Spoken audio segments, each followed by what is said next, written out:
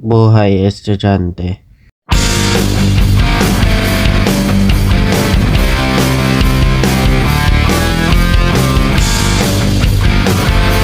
Ang buhay ko bilang estudyante ay napaka-hassle.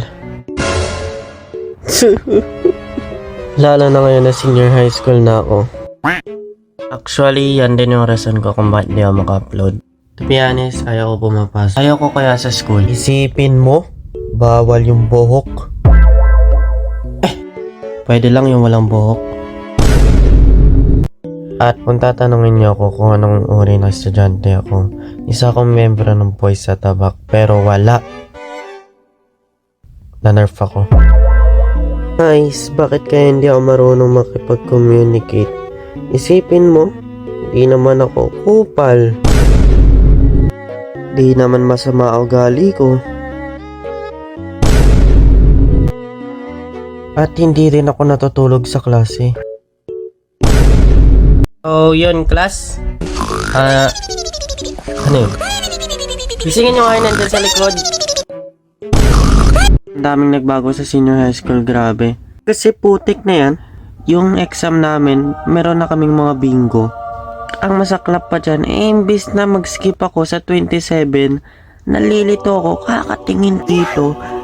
Kasi, ang masasagutan ko pala ay yung 25.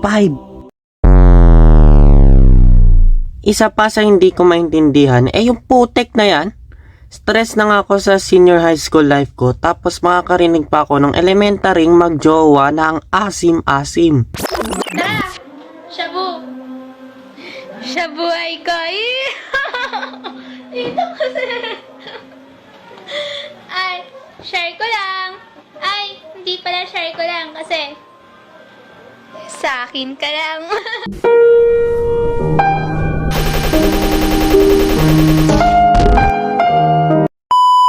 Huli sa hindi ko naiintindihan, bakit yung mga teacher magtatanong sa atin kung nag-enjoy ba tayo sa weekends natin? Sobrang nakakapiko na minsan masasabi mo na lang sa sarili mo na baka inaasar ka lang nila.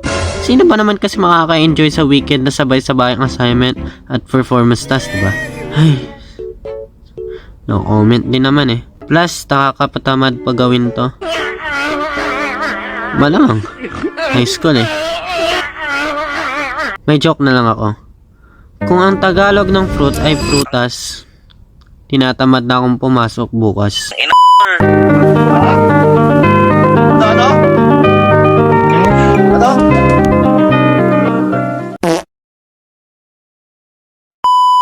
Grabe yun. Ano nga ba ang aral na matututunan natin dito? Wala. De, joke lang. Ang aral dito is don't pressure yourself too much. Kasi di naman talaga natatapos ang deadline. Kahit tanungin nyo pa yung mga nanay nyo, meron pa rin mga deadline yan. Halos na buong araw niya, puro stress din lahat. Lahat naman ng tao eh.